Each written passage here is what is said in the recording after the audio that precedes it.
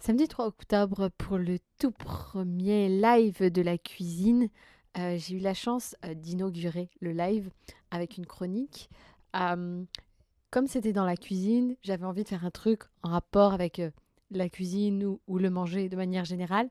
Et comme c'était bientôt Noël, qui dit Noël dit période des fêtes, et du coup j'avais envie de m'exprimer un petit peu sur cette obligation sociale d'aller au repas de famille, notamment en période des fêtes, parce que, notamment pour les personnes LGBT, bah, c'est pas toujours aussi simple que ça en a l'air. Mais bon, voilà, j'avais envie de m'adresser spécifiquement à ces personnes-là, parce que c'est souvent à elles que je parle de manière générale. Bref, voilà, donc j'ai écrit une petite chronique. Vous allez voir, c'est difficile de parler vite en live. C'était la première fois que je faisais ça, et franchement, je vais devoir m'entraîner parce que c'est pas ça, quoi. Voilà, mais 1, 2, ça fonctionne.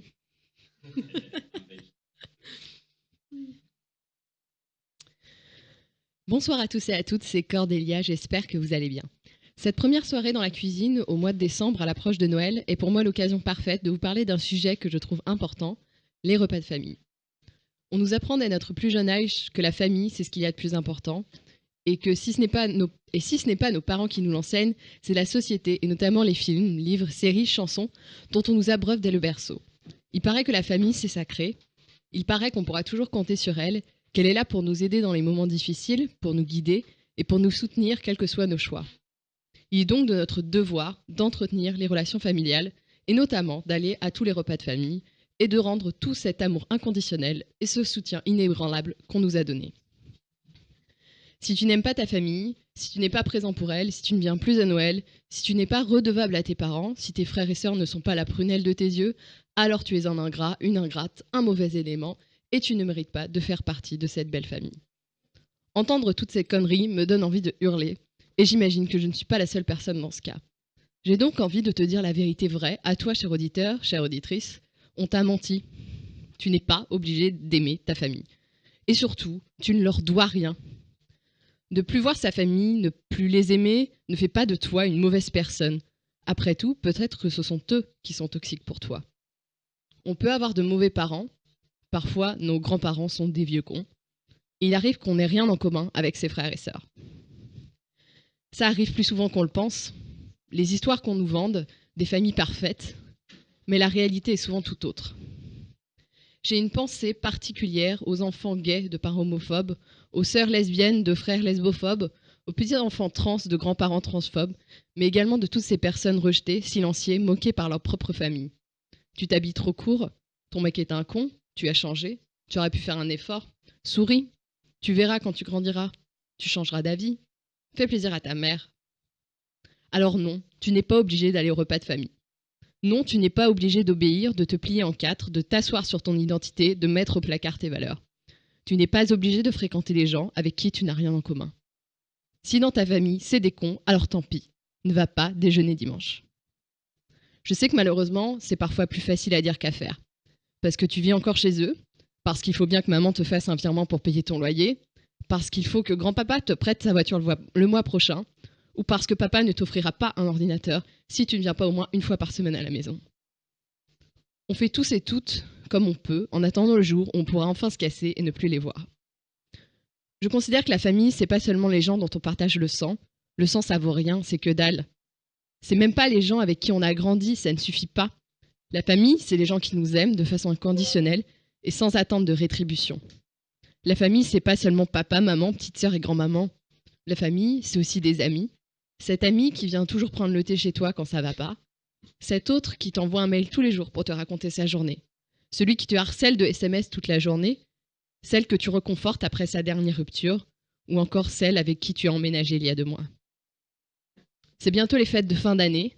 Et à défaut d'avoir la possibilité de ne pas aller au dîner de famille, ne culpabilise pas d'être déprimé, d'avoir la haine ou de ne pas être heureux d'y aller.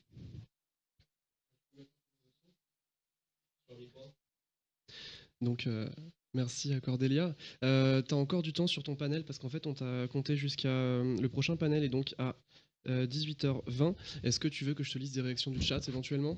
Ouais, si tu veux. Alors, je vais pas lire vos pseudos parce qu'on n'a pas dit si on les lisait ou pas, donc voilà, je vais juste lire.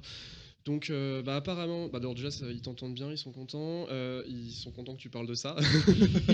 Voilà. Famille, je vous haine. Voilà, on dit qu'on n'aime pas les oncles homophobes. Apparemment, ça a beaucoup réagi au fameux souris, Oui. l'injonction du souris. Si vous avez éventuellement tu veux prendre des questions? Ouais, s'il y a une c'est parce question et que qu'on a un peu de temps, on peut. Hein, j'ai t'as du envie de temps dire. parce que t'étais censé être de 18h15 à 18h20, t'es en avance, donc Ok, vas-y, voilà. balance la question. S'il y a des questions. Les remarques, je veux repas de famille une fois toutes les 2 semaines, j'ai bientôt 22 ans, au secours. Quand t'as les familles avec repas réguliers, ça. Ouais, c'est ça. Moi, je sais pas quoi dire. J'ai dit tout ce que j'avais à dire. Ouais. Après, on prévient les gens, pour ceux qui n'ont pas vu le programme, on a des chroniques et on a des tables rondes. Donc c'est pour ça que là, comme c'est une chronique et qui a été faite, ça va être ça, voilà. les réactions. C'est aussi ça la magie du live. C'est ça. C'est la première fois qu'on fait ça, alors donc c'est un peu. Après, on mettra des petites musiques entre et tout. Ce sera genre super bien organisé. Sinon, je peux chanter. Ouais. J'ai prévu une chanson quand on fera le truc sur Fantastic Beast.